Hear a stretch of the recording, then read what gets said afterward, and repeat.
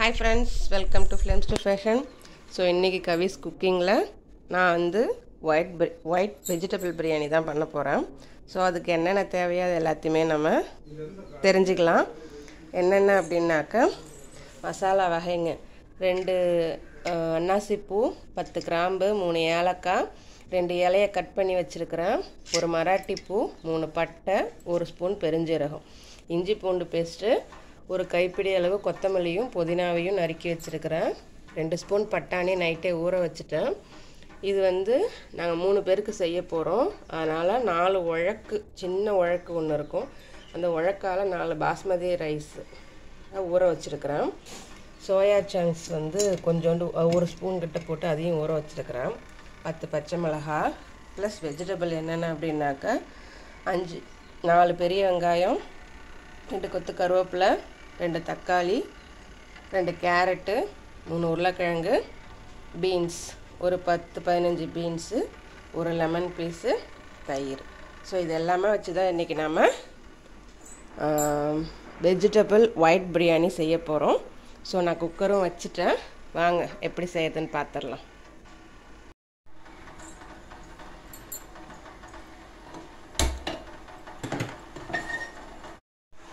Cooker நல்லா சூடேறிடுச்சு.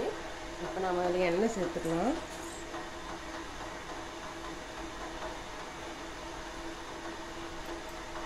எண்ணெய் நான் ஒரு 2 ஸ்பூன் போல தான் சேர்த்துருக்குறேன். அதுலேயே நெய் 2 ஸ்பூன் சேர்த்துக்கலாம்.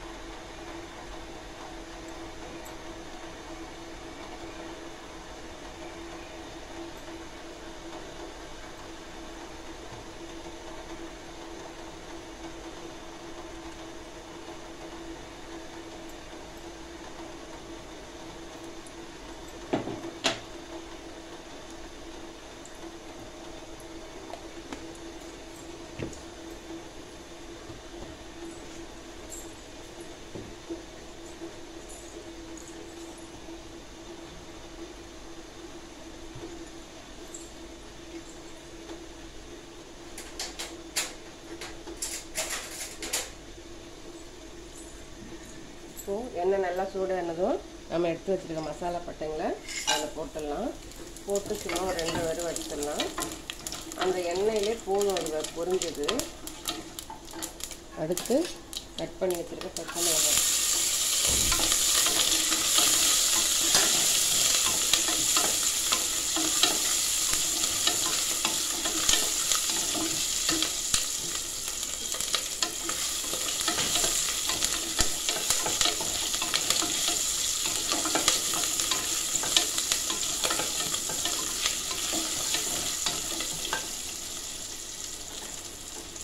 அடுத்து 2 கொத்து கருவேப்பிலை. நம்ம இப்போ ஒயிட் பிரியாணி தான் பண்ண போகிறோம், அதனால் மசாலா எதுவும் நம்ம சேர்க்க போகிறது கிடையாது.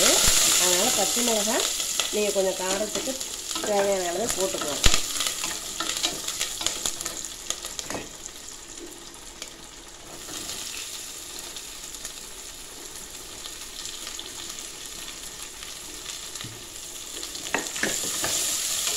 அடுத்து வெங்காயம்,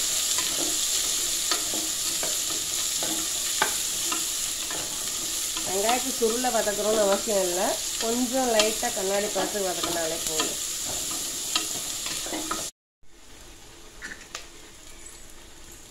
நமக்கு வெங்காயம் நல்லா வதங்கிடுச்சு. அடுத்து தக்காளி போட்டுக்கலாம். யூஸ்வலாக வெங்காயம் தக்காளி போடுறப்ப நான் கொஞ்சம் மஞ்சத்தூள் போடுவேன். இன்றைக்கி நம்ம வந்து ஒயிட் பிரியாணி தான் செய்ய போகிறோம், அதனால் நான் மஞ்சத்தூள் போடல. தக்காளி மட்டும் போட்டு வதக்கலாம். அது வதங்கிறதுக்கு தேவையான உப்பு மட்டும் கொஞ்சமாக போட்டுக்கலாம்.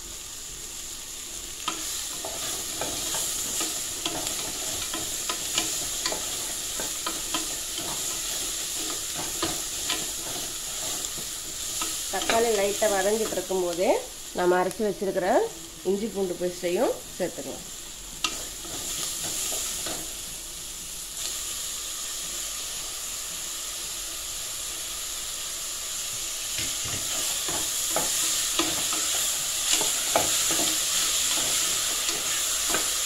இஞ்சி பூண்டு பேஸ்ட் சேர்த்துட்டீங்க அப்படின்னாக்கா கொஞ்சம் சிம்மில் வச்சுக்கோங்க, ஏன்னா இஞ்சி பூண்டு பேஸ்ட்டுக்கு அடி பிடிக்க ஆரம்பிக்கும். அதனால் கொஞ்சம் அப்போ சிம்மில் வச்சுருங்க. கொஞ்சம் கைவிடாமல் கிண்டிகிட்டே இருக்கும்.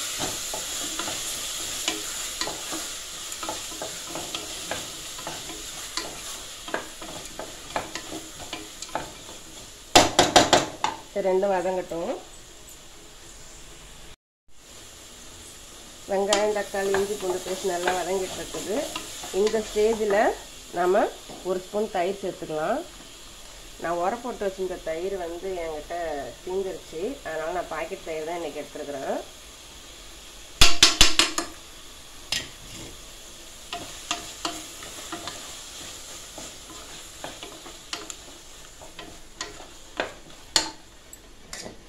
நம்ம நறுக்கி வச்சுருக்க ஒரு கைப்பிடி அளவு கொத்தமல்லி புதினா தழையும் அதில் சேர்த்துக்கலாம்.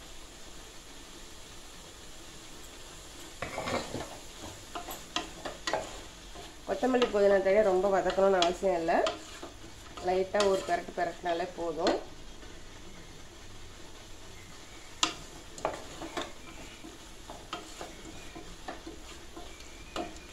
இப்போ எல்லா காய்கறியுமே அதில் சேர்த்துக்கலாம். கேரட்டு, பீன்ஸு, உருளைக்கிழங்கு,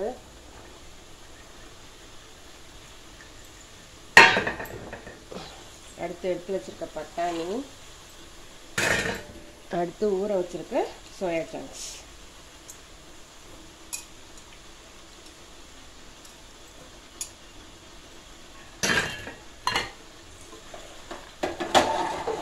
இது எல்லாத்தையுமே சேர்த்து நல்லா ஒரு பரட்டிடுங்க.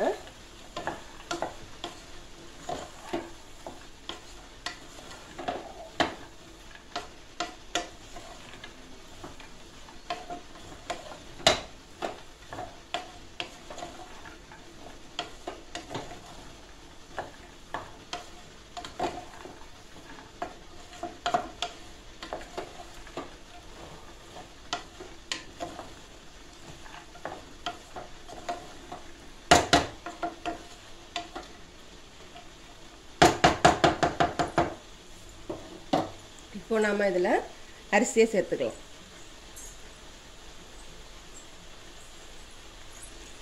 நான் சொன்னேன் இல்லைங்களா, பாஸ்மதி ரைஸ் வந்து 4 உழக்கு வந்து ஊற வச்சுருந்தேன். அதில் தண்ணியை வடிச்சிட்டு அந்த அரிசியை அதில் நாம் சேர்த்துக்கலாம்.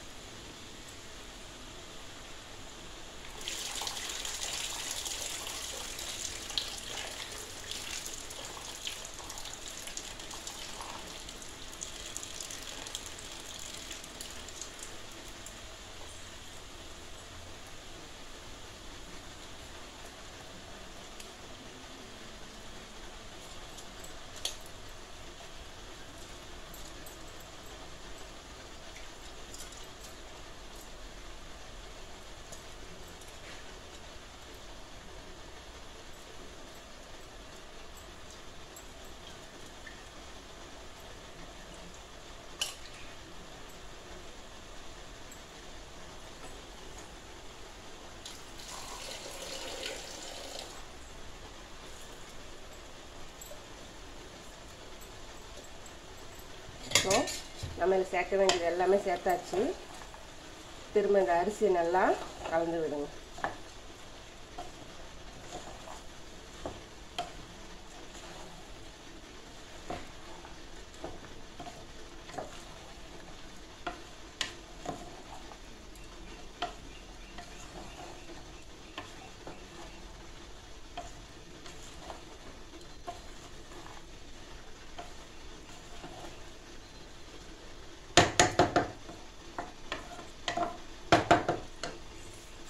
இப்போது நம்ம தேவையான அளவு தண்ணி சேர்த்துக்கலாம்.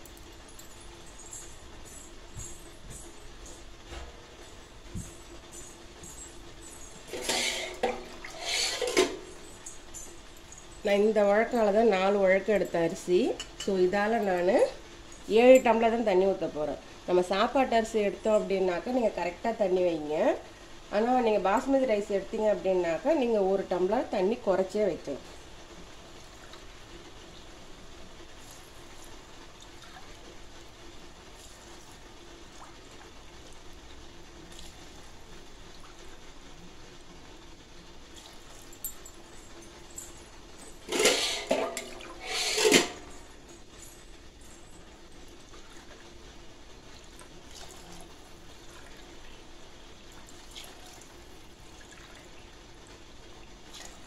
இப்போ நான் 7 டம்ளர் தான் தண்ணி வச்சுருக்கேன். ஏன்னா நம்ம அரிசி நல்லா ஊற வச்சுட்டோம். அதனால் அது இல்லாமல் காய்கறியிலேருந்து கூட தண்ணி விடும். அதனால் நீங்கள் 7 டம்ளர் தண்ணியே உங்களுக்கு சரியாக இருக்கும். இப்போது உப்பு சேர்த்துடணும்.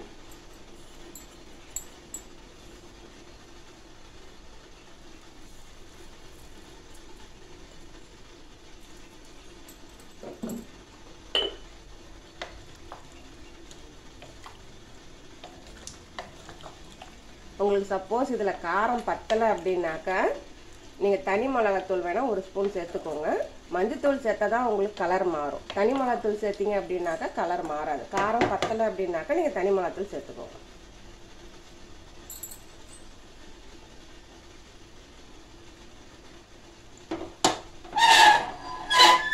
எனக்கு எல்லாமே கரெக்டாக இருக்குது. நான் பச்சை மிளகா அதிகமாக சேர்த்ததுனால எனக்கு காரம் எல்லாமே கரெக்டாக இருக்குது. இப்போ இதை நம்ம மூடி வச்சு 3 விசில் சிம்மில் வச்சு 3 விசிலில் இறக்கிடுங்க.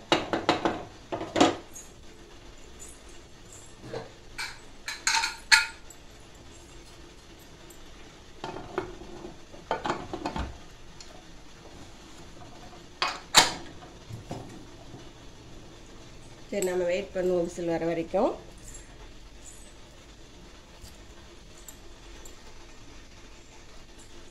அதுக்கு இடையில நான் தயிர் ரைத்தாவுக்கும் ரெடி பண்ணிட்டேன். இதில் நான் என்னென்ன போட்டிருக்கேன் அப்படின்னாக்கா தயிர், வெங்காயம், ஒரு தக்காளி, கொத்தமல்லி தழை. இந்த தயிர் கூட அந்த தக்காளி கலக்கும்போது அந்த புளிப்பு டேஸ்ட் வந்து உங்களுக்கு இன்னும் கொஞ்சம் நல்லாயிருக்கும். இதுவும் ஒருத்தவங்க சொல்லி கொடுத்தது தான் எனக்கு. அதுக்கப்புறம் ட்ரை பண்ணால் உண்மையிலே நல்லா இருந்துச்சு. நல்லா பிசைஞ்சு விட்டுருங்க. நான் என்ன இதில் உப்பு போடல. நீங்கள் உப்பு போட்டிங்க அப்படின்னாக்கா தண்ணி விட்டுரும். அதனால் நான் லஞ்சுக்கு தான் எடுத்துகிட்டு போக போகிறேன். அதனால் போகிறப்ப நான் கொஞ்சோண்டு உப்பு போட்டுக்கிறேன். அதில்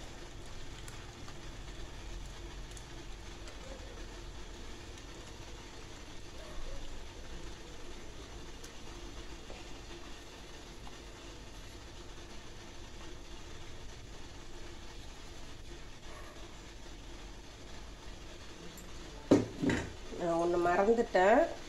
லெமன் புழிஞ்சு ஊற்றவே மறந்துட்டேன். ஸோ கொஞ்சம் எடுத்துகிட்டு லெமனை ஊற்றிடுவோம். சாரி.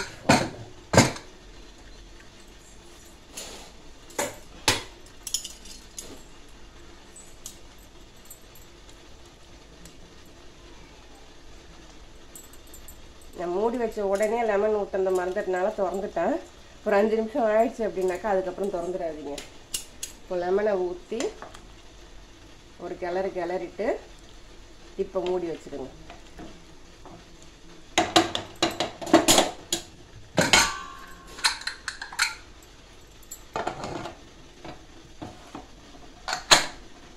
ஓகே, முடிஞ்சிச்சு.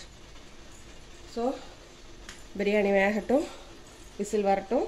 நம்ம அது வரைக்கும் இட்லியை ஊற்றிட்டு வந்துடலாம்.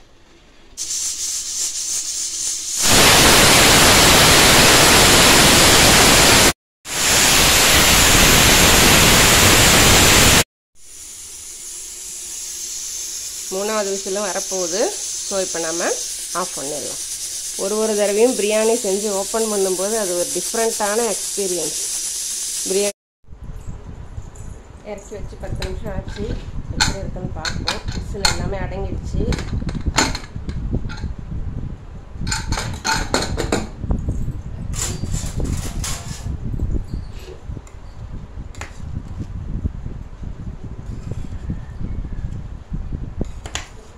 தண்ணி கம்மியாக வச்சுமே லைட்டாக சாதம் குழஞ்சிருக்குது, ஒத்துக்கிறேன்.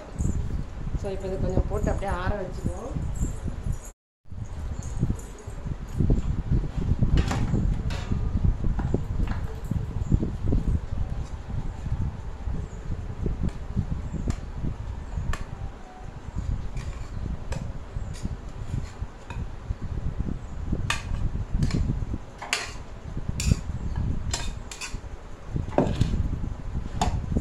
லைட்டாக அடியும் பிடிச்சிருச்சு. எங்கே என்ன தப்பு பண்ணுன்னு தெரில. ஸோ பார்ப்போம். ஒரு தடவையும் பண்ணி தானே பார்ப்போம். நெக்ஸ்ட் டைம் கரெக்டாக பண்ணிடலாம்.